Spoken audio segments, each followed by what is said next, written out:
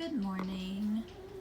Okay, so what we're going to look at in this video today is we're going to look at making a chain and then joining that chain to make either a hat, or I know a lot of crowns are made out of those for little children. Anyways, we're just going to do a quick little one here, an example chain.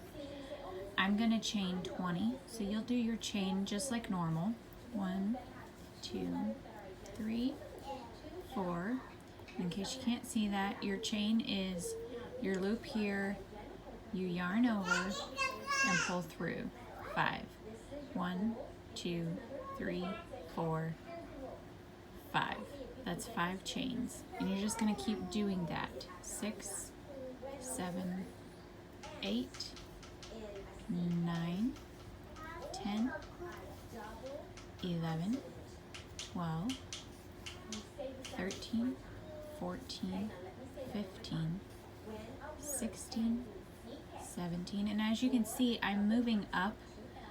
I'm not holding on down here and continuing to chain. I move my hand up. I move my my point of grab, if you want to call it that, up as I go along. That way my chain doesn't get too tight, okay? Because the more I pull down on it as I'm going farther and farther along, the tighter the chains are going to end up being, and that's going to mess up the overall look and your tension too.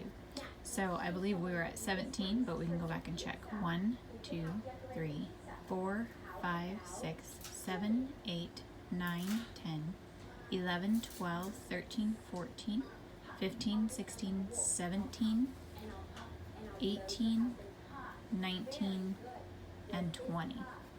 Okay, most crowns or hats will be obviously much bigger than this. So the key thing with this is to make sure that it's not twisted. Okay, so once you get your chain as long as you need it to be, you're going to take it and you're actually going to tip it so that you see the back of it. Okay, so you see the back of the chain. Make sure your skein, the yarn going to your skein, is still up. Okay, and we're gonna, let's see if I can do this here. We're gonna wrap this around. So now we're looking at the front of your chain. Okay, and then this is the front of your chain, and you're gonna just wrap that around and insert into the top of that very first chain that you did, right here, the top. Insert your hook into the top of that very first chain, and you're just gonna slip stitch. Okay, so you're gonna slip stitch, and with that, you've got, this is the beginning tail, so that's down at the bottom. You're gonna slip stitch here, and that will join your chain so that you can now crochet around and back to the front. Okay, it's gonna look funky. It's gonna look a little bit funky until you get going on down around the chain. Okay, and then also if it still looks like it has a hole here, when you go to weave in this end, you can kind of sort of sew up that hole as you weave in the end. But I feel like once you start crocheting around, it's going to look okay. So we did 20 chains. You slip stitched into this first one. You're going to want to chain up, okay? And then you're gonna start whatever pattern you're doing. I'm just gonna do a row of single crochet into the top of each of these chains. Okay, so that first top loop. And like I said, once you get going around, that hole right there kind of closes up so you don't really notice it. And we've done 3. Here is where you want to kind of remember how many chains you did, because when you get back around to the start, it's easy to get mixed up and count that slip stitch as one of your stitches, and then that would totally throw off your count, probably your pattern or whatever you're doing. So just kind of keep in mind how many chains you did, so then you can remember how many stitches you should have on this first row. Once you get your first row done, it's relatively easy. I personally like to do, if I'm doing a pattern like this, or even in a blanket, I like to do a row of single crochet first. It kind of sets a more stable baseline than just the chain, and then I can go with whatever pattern I want to do. And as you can tell, I'm having trouble grabbing that. Yeah, just human error. Everybody has issues at one point or another. This hook is a little bit different. I'm not used to using this hook. But anyways, you would just continue on into the top of each of these chains, and then that way,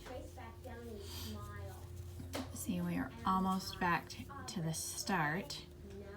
And since I was talking and not counting my stitches, I'm gonna have to go back and count them so I know for sure where my last single crochet should go. This hook is just weird for me.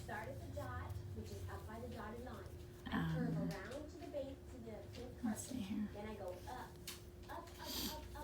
Okay, so it looks like I should do another stitch right there, but I'm gonna go back and actually count to make sure that that's not just my slip stitch.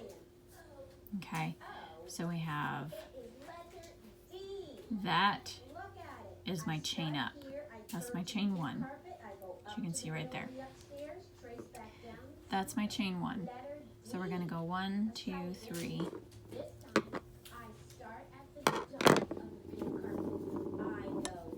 Okay, so my chain 1, 2, 3, 4, 5, 6,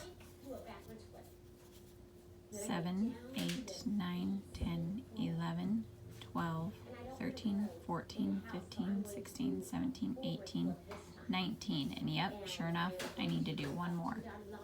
So I've got 19. So that's going to be my next stitch right there. 19. And then we'll do one more. So that should be 20. And then, of course, just not here, but into the top of this stitch, your first stitch. You're going to slip stitch into there, and that should complete your first row of whatever project that you're doing. When you look at the bottom, you can see the chain looks pretty good all the way around. And then like I said, here it kind of looks like there's this little hole where your starting thing is. So when you go to weave that in, just, you know, if it were me, I would just kind of wrap it around this spot right here so it closes up that hole and makes that look more like the rest of this. But there you have it. That's the way you would join the chain and then start your pattern going around.